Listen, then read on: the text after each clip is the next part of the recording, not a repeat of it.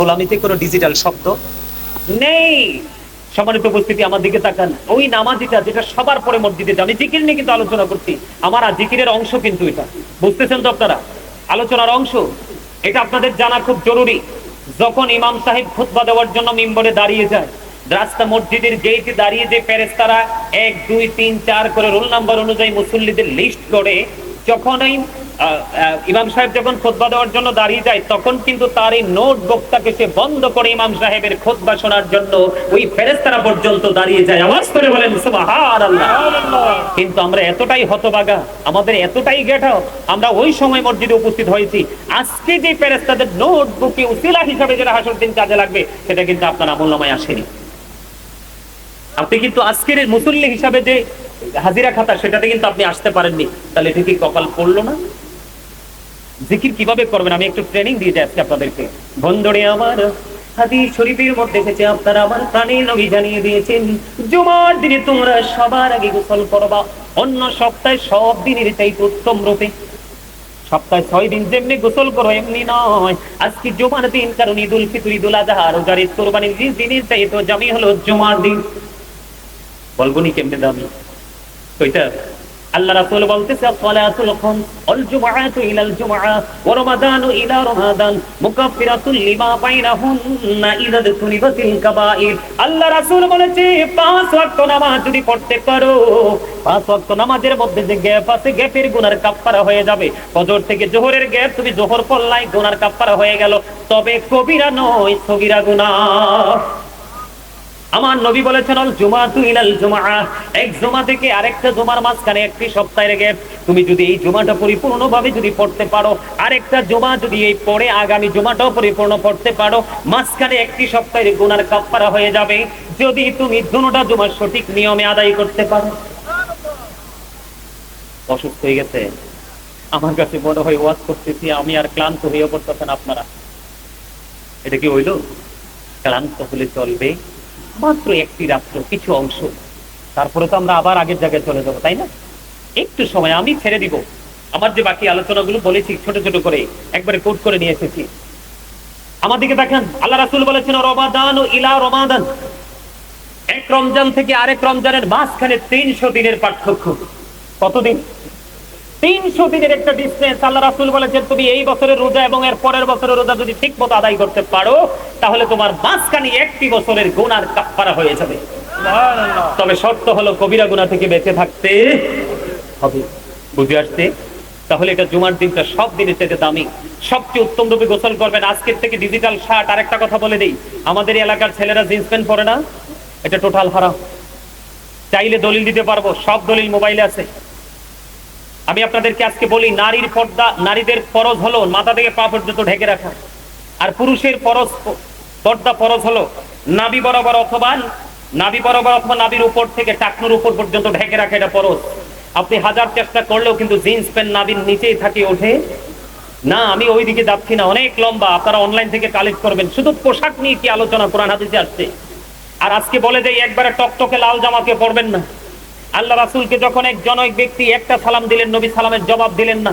আবার দ্বিতীয়বার আরেকটা সালাম দিলেন, নবীজি দ্বিতীয়বার সালামের জবাব দিলেন না। ইয়া রাসূলুল্লাহ, ইয়া হাবিবাল্লাহ, নবী গো, বারবার সালাম দিতে সালামের জবাব কেন দিচ্ছেন না? নবীজি বললেন, সে যে পোশাক পরেছে এটা মাকরুহ তাহরিমি, এটা হারামের অন্তর্ভুক্ত, যেটা শরীয়ত সমর্থন করে না, সাপোর্ট করে না, ওই পোশাক পরেছে, এই জন্য সালাম দেওয়া সুন্নাত, জবাব দেওয়া ওয়াজিব। এত গুরুত্বপূর্ণ হওয়ার পরেও একেবারে টকটকে লাল জামা পরিহিত অবস্থায় দেখার পরে আপনার আমার প্রাণের নবী ব্যক্তির সালামের জবাব দেয়নি। জোরে জোরে বলেন নাউযুবিল্লাহ।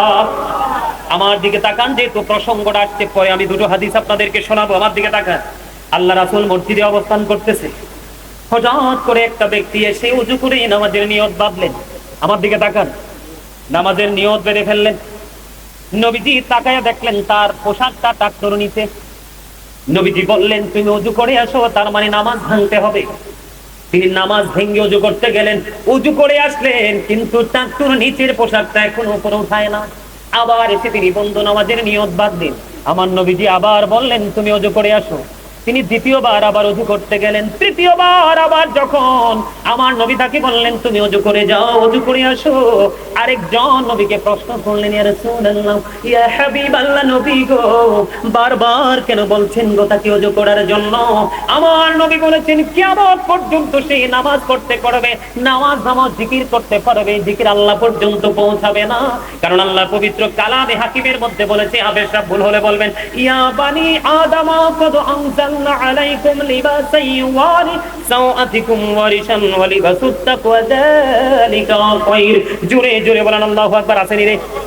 আল্লাহ রাব্বুল আলামিন আদম সন্তানকে সুন্দর করে বানাইছে, তাকে আরো বেশি সুন্দর রাখার জন্য তার জন্য পোশাক দিছে। একটা হলো প্রতিনিয়ত লজ্জাস্থান ঢাকার পোশাক, আরেকটা দিছে সাজের পোশাক, আরেকটা দিল তাকওয়ার পোশাক। আল্লাহ বলতেছেন সবচেয়ে উত্তম পোশাক হলো আল্লাহর কাছে তাকওয়ার পোশাক, যেটা পুরুষের উপর দিয়ে থাকবে নাভি বরাবর অথবা উপরে, আর নিচের দিক দিয়ে থাকবে টাকনোর উপরে। সুবহানাল্লাহ বলেন না কেন? পরবেন নি পোশাক, লুঙ্গি বলেন, প্যান্ট বলেন, ট্রাউজার বলেন, পায়জামা বলেন, হুশ করে পরবেন। আজকে বলে গেলাম এদিক দিয়ে রাখবেন নাভি বরাবর অথবা নাভির উপরে, নিচের দিক দিয়ে রাখবেন ঠাকুর উপরে, অন্যথায় আপনি নামাজ পড়তে পারবেন। বুখারীতে আরেকটা হাদিস এসেছে একেবারে সিম্পল ছোট। আমার নবী বলেছেন যে ব্যক্তি অহংকার করে করে লুঙ্গি বলেন, প্যান্ট বলেন, পায়জামা বলেন, ট্রাউজার বলেন, যেটাই বলেন, টাকনুর নিচে ঝুলিয়ে ঝুলিয়ে পড়বে, নবীজি বলেছেন তার ঠিকানা হলো জাহান্নাম। আরো জোরে বলেন তো নাউজুবিল্লাহ। তাহলে শুধু জিকির করলেই চলবে না, আমাদের মধ্যে দেখবেন 5 ওয়াক্ত নামাজও ঠিক, মিছা কথাও ঠিক। আমাদের মধ্যে দেখবেন 5 ওয়াক্ত নামাজও ঠিক, সুদও ঠিক। আমাদের মধ্যে দেখবেন 5 ওয়াক্ত নামাজও ঠিক, পরের হক নষ্ট করাও ঠিক, আছে না নাই? তার কারণ হলো আপনারটা মানবো না আল্লাহরটা মানবো। আল্লাহ সূরা আনকাবুতের মধ্যে বলেছে, ইন্না সলাতা তানহা আনিল ফাহশাই ওয়াল মুনকার, নামাজ মানুষকে খারাপ কাজ থেকে বাঁচায় রাখে। এখন আপনি নামাজও পড়লেন, খারাপ কাজও করলেন, আপনার খারাপ কাজই হলো, নামাজটা হলো না। কথা কি বুঝে আসছে? কথা বুঝতে পারছেন? আমি পোশাক নিয়ে আলোচনা করব না, দুটো হাদিস শোনাবো আপনাদেরকে জুম্মার দিন নিয়ে। আল্লাহ রাসূল বলেছেন কেউ যদি জুমার দিনে উত্তম রূপে গোসল করে, লম্বা সুন্দর পাঞ্জাবি পরবেন, সবার ঘরে আছে না নাই? দুলা সাজবেন প্রত্যেকটা জুমার দিনে, রাসূল বলেছেন আতর লাগাবেন, হেঁটে হেঁটে হেঁটে হেঁটে মসজিদে যাবেন, সবার আগে গিয়ে মসজিদে প্রবেশ করবেন, আপনার আমলনামায় ওট কুরবানির সওয়াব দেওয়া হবে। আল্লাহ রাসূল বলে দিয়েছেন কেউ যদি জুমার দিনে সবার আগে যদি মসজিদে প্রবেশ করতে পারো এবং সবার পরে যদি একেবারে সবার পরে যদি তুমি মসজিদ থেকে বের হতে পারো, তোমার বাড়ি যাইতে যতগুলো কদম লাগবে, মানে কাইক লাগবে, কি লাগবে?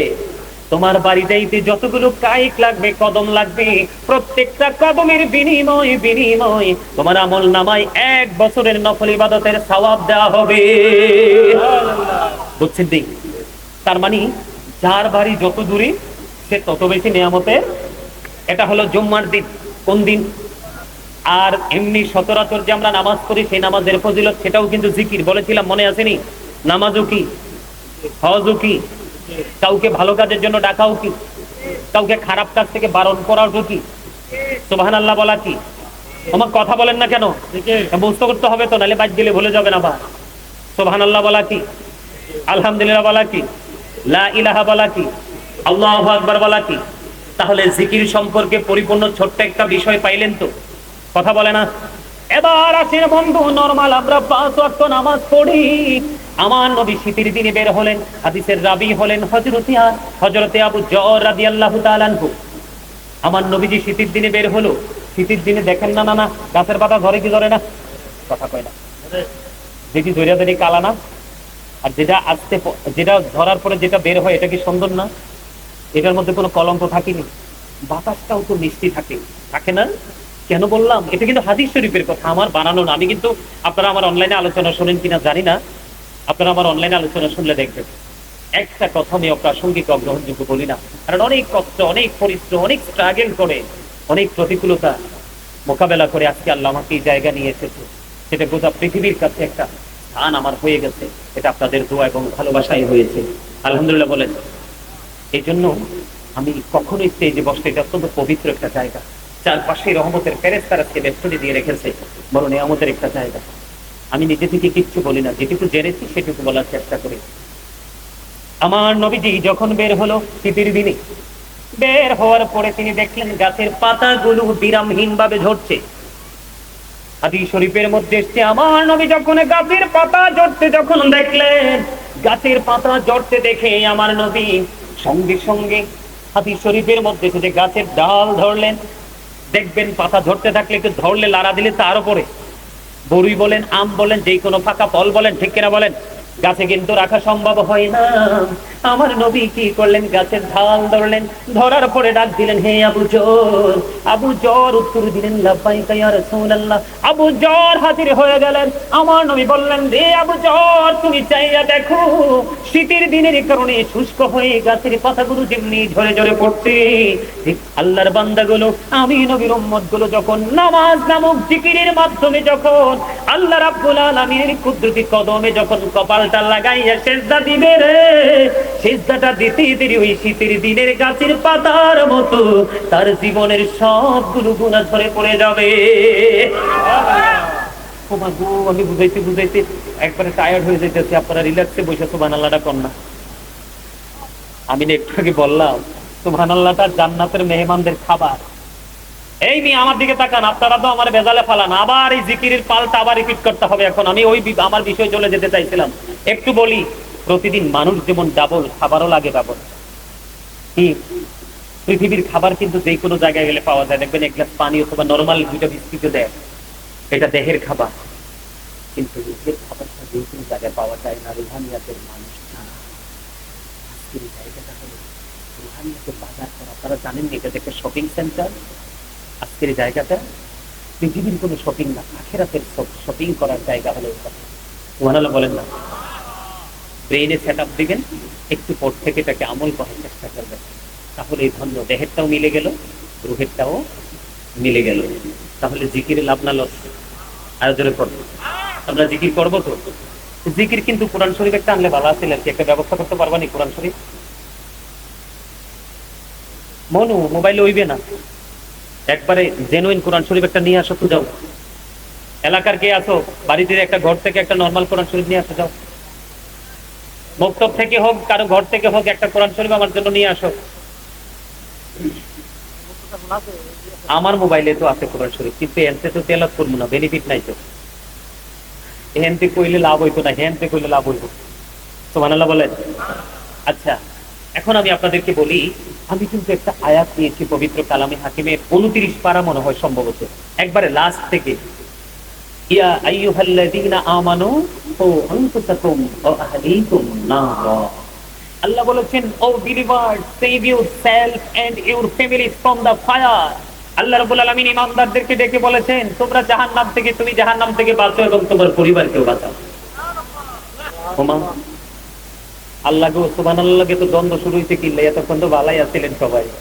আরো জোরে কর না সুবহানাল্লাহ। এত সকালে ঘুমাইলে হইব? আমার মনে আছে আমি যখন ছোট ছিলাম, আমাদের গ্রামে তো আর এইভাবে মাহফিল হতো না।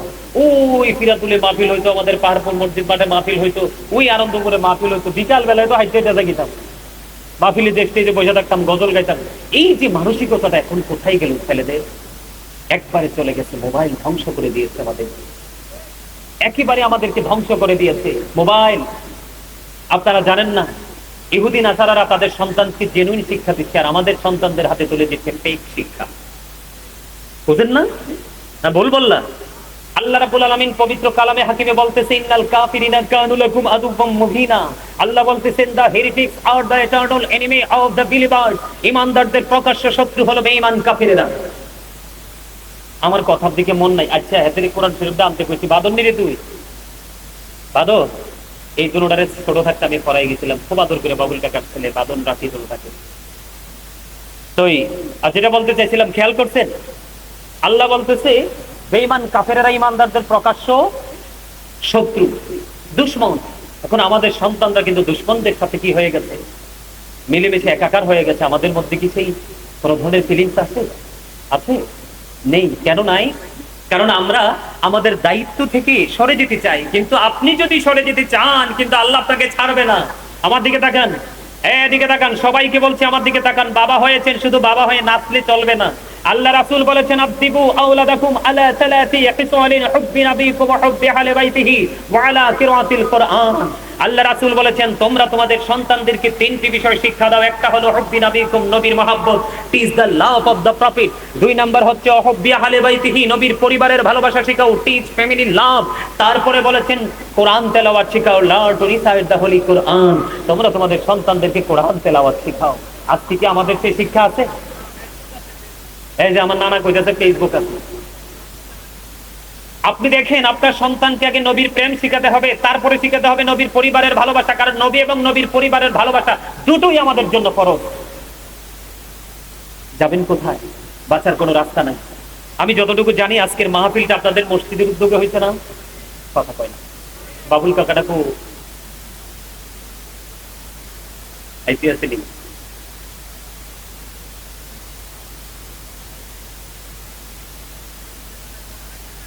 না না, এটা তারা বলতে হবে না। আমি যতটুকু জানি মসজিদের উদ্যোগে হয়েছে। আমি যদি সেই বিষয়ে ঢুকি তাহলে আমি আলোচনা করবো। কাকা নিয়ে আসতেছে, বাবুল কাকা।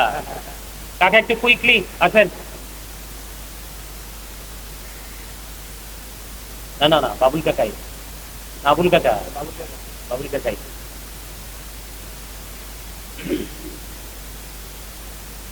কাকা এদিক দিয়ে আছেন। আমি এতক্ষণ কিন্তু আমার পার্সোনাল বিষয় নিয়ে আমার আপন মানুষগুলোকে আপন মনে বুঝিয়েছি, বুঝছেন নি? বেশি তো বোঝাতে পারবো না, মূল যে বিষয়গুলো আলোচনা করব আজকে। আসলে কি আমাদের যে মসজিদের যে বিষয়টা, এই বিষয়টা নিয়ে কি কথা বলা যায়? আপনারা সবাই একমত মসজিদের বিষয়টা নিয়ে আলাপ করা যাবে? মেম্বার কাকা তো আছে এখানে, আপনারা দেখতেন তো আমি দীর্ঘ 7.5 মাস সময় দিয়েছি আমার গ্রামের মসজিদে। মসজিদ কিন্তু হয়ে গেছে, হয়ে গেছে না? কিন্তু সময় লাগবে, হিসাব করছি মূলত 5 মাস সময়, আসা যাওয়া সময় লাগছে 7.5 মাস। বাংলাদেশের ইতিহাসে নজির। আমি কিন্তু এখানেই মসজিদ করছি এমনটি নয়, আমি করছি বললে ভুল হবে, আল্লাহ আমাকে দিয়ে করাইছে, এই হাতগুলোকে আল্লাহ হয়তো কবুল করছে। আমি কিন্তু আরেকটা মসজিদ করেছি অত্যন্ত দৃষ্টিনন্দন, সেটা হলো জাগুরজুলি বিশ্ব রোডে।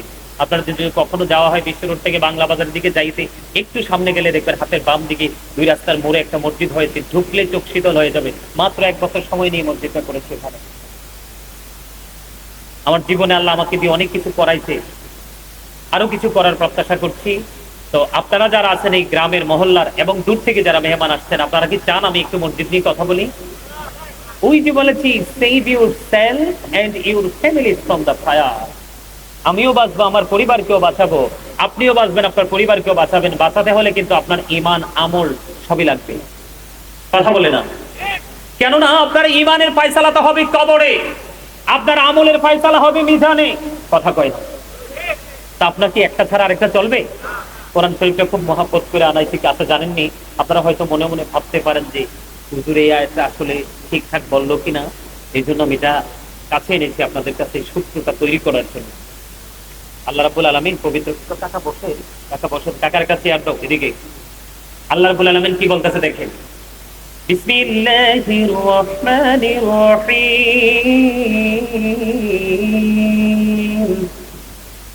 الذين يؤمنون بالغيب ويقيمون الصلاة ومما رزقناهم ينفقون। আরে জোরে, আরে আরে জোরে, আরে আরে জোরে।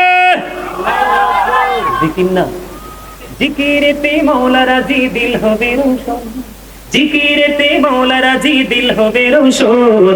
আল্লাহু আল্লাহু জিকির করো সর্বক্ষণ, বলেন আল্লাহু আল্লাহু জিকির করো সর্বক্ষণ। আরে শিখিয়ে দে তো কইতে পারেন না। আলহামদুলিল্লাহ বলেন। আল্লাহ বলতেছে সূরা বাকারার একবারে শুরুতে, সাবধানী ওরাই। কারা সাবধানী? ঈমানদার ওরাই। কারা ঈমানদার? আল্লাহ বলতেছেন যারা অদৃশ্যে বিশ্বাস করে, মানে গায়েবকে যারা বিশ্বাস করে। এরপরে আল্লাহ বলেছেন যে ওয়ায়ুকিমুনাস সালাতা, আল্লাহ রাব্বুল আলামিন বলেছেন ওয়ায়ুকিমুনাস সালাত, যারা সালাত কায়েম করে। এরপরে আল্লাহ বলেছেন ওয়ামিম্মা রাযাকনাহুম ইউনফিকুন, আল্লাহ যে আপনাকে আমাকে সম্পত্তি দিয়েছে, কি দিয়েছে? সম্পত্তি দিয়েছে, দৌলত দিয়েছে, আছে না? কথা কয় না। কেউ আছে ফুল, কেউ আছে দিন, কেউ আছে জমি, কারো আছে গাছ, কারো আছে সোনা গয়না, কারো আছে পুকুর ভরা মাছ, আছে না নাই? সবকিছু মিলিয়ে তো দৌলত। সম্পদ, তাই তো? এই সম্পদ যে আল্লাহ দিয়েছে তা থেকে আল্লাহর সন্তুষ্টির জন্য আল্লাহর পথে ব্যয় করতে পারলেই 100% ইমানদার। সুবহানাল্লাহ কয় না? আরে জোরে! আপনারা কি কিছু বুঝছেন? হ্যাঁ, আলহামদুলিল্লাহ। আর কি কোরআন শরীফ থেকে আর দলিল দিতে হবে নাকি আরো দেখে দেখে দিব? আপনাদেরকে বোঝানোর জন্য, ইমানদার যারা তাদের বোঝার জন্য একটাই যথেষ্ট। এটার মধ্যে কিন্তু সব লুকায়িত আছে। আপনি আমি 100% হতে হলে আমাদেরকে বিশ্বাস করতে হবে, সালাত কায়েম করতে হবে, আল্লাহ যে দৌলত দিয়েছে, সম্পদ দিয়েছে, আল্লাহর সন্তুষ্টির জন্য দান করতে হবে। সুবহানাল্লাহ বলেন না? বন্ধুরে আমার, আব্দুল্লাহ ইবনে মাসউদ রাদিয়াল্লাহু তাআলা আনহু থেকে হাদিস কানা বর্ণিত, বুখারী এবং মুসলিম শরীফের মধ্যে এসেছে। বন্ধু আমার নবী, আজকে যেমনি আমি আপনাদের সামনে আলোচনা করতেছি, আমার নবী যখন আলোচনা করতেন সাহাবায়ে কেরাম বন্ধু এমন ভাবে নবীজির কথা মনে দিয়ে শুনতেন। আমি একটু একটু প্র্যাকটিক্যালি দেখাই। হাদিস শরীফের মধ্যে এসেছে নবীজির কথার প্রতি তাদের মনোযোগ এত বেশি থাকতো রে, তারা ঘাড়টাকে এমন ভাবে নিচু করত, মনে হতো যেন ঘাড়ের পক্ষীটা বসে গেছে। এতটাই মনোযোগের সহকারে তারা আলোচনা করে শুনত নবীজির, কারণ এগুলোই তাদের জন্য ছিল অনুসরণীয় এবং অনুকরণীয়। জোরে জোরে কন্যা সুবহানাল্লাহ। আমার নবী বলেছেন, মন দিয়ে শোনেন, কারণ আমি আমার গ্রামে যখন মসজিদ করতেছি, যে মেম্বার কাকা ছিলেন না, কি ধরনের প্রতিকূলতা সৃষ্টি হয়েছিল, আল্লাহ রাব্বুল আলামিনের কাছে সাহায্য চেয়েছি। আল্লাহ কারোর সাথে দ্বন্দ্ব করতে আসিনি, কলহ করতে আসিনি, এসেছি তোমার ঘর বাইতুল্লাহ তৈরি করার জন্য। অনেক প্রতিকূলতা সহ্য করেছি, তার কারণ আমার মধ্যে একটা লোভ কাজ করেছিল। কি কথা কয় না? আরে কথা কয় না, লোভ বুঝেননি? লোভ কিন্তু সব লোভ খারাপ না। আমি যে লোভটা করছি টাকা, এটাকে খারাপ না? না, এটাকে খারাপ। এই ধরনের লোভ থাকা ভালো। আমার মধ্যে একটা লোভ ছিল বন্ধু। বলে হুজুর কেমন লোভ? হযরতে আব্দুল্লাহ ইবনে মাসউদ রাদিয়াল্লাহু তাআলা আনহু থেকে বর্ণিত এই হাদিসখানাও বুখারী শরীফের মধ্যে একই রাবী থেকে বর্ণিত হাদিস। আমার নবী বলতেছে, পৃথিবীর বুকে যদি কেউ একটা মসজিদ বানায়, আল্লাহ রাব্বুল আলামিন ঠিক সেম ঘর তার জন্য জান্নাতে বানিয়ে দিবে। যেই দিন জানতে পেরেছি মসজিদ বানাইলে আল্লাহর ঘর পাওয়া যায় জান্নাতে, সেই দিন থেকে আমার মধ্যে লোভ কাজ করতেছিল বন্ধু। সুবহানাল্লাহ বলেন না? এই লোভের শেষ পর্যন্ত সে মসজিদের শেষ, তাও খুবই অল্প সময়ের মধ্যে, ঠিক কিনা বলে? আপনি যেই রকম ঘর পৃথিবীর বুকে বানাবেন, আমার নবী বলে দিয়েছেন আপনার জন্য জান্নাতে সেই রকম ঘর বানানো হবে। চট্টগ্রাম থেকে আমার এক ভক্ত ফোন দিল, যখন মসজিদের কাজটা চলমান, উনি ফোন দিয়ে বলতেছে, হুজুর আমি জানি আপনি ভাড়া বাসায় থাকেন, নিজের বাসায় থাকেন না, কিন্তু আপনি মসজিদে নেমেছেন, লক্ষ লক্ষ টাকা পায়, অর্ধ কোটি টাকা চলে যেতে পারে বা তারও বেশি যেতে পারে। আপনি ভাড়া বাসায় থেকে মসজিদ করতেন, ব্যাপারটা বুঝলাম না। তখন আমি কনফিডেন্টলি তাকে উত্তর দিয়েছিলাম, আমি ভাড়া বাসায় থাকলেও আমার মরণ, নিজের ঘর বানায়া থাকলেও আমাকে মৃত্যুবরণ করতে হবে। আমার মৃত্যু কিন্তু নিজের বাড়িতে থাকলে এটাকে বাড়ি কিন্তু প্রতিরোধ করে তুলতে পারবে না, ঠিক কিনা বলে? আমি বলেছি আমি ভাড়া থাকলেও মরতে হবে, নিজের বাসায় থাকলেও মরতে হবে। আমি চাই আমার মরার পরে যেন আমি আল্লাহর কাছ থেকে একটা ঘর গিফট পাই। উত্তরটা তিরিকে সেইভাবে দিয়েছিলাম বন্ধু। আমি আপনাদেরকে সেই মানসিকতা নিয়ে কাজ করতে বলবো।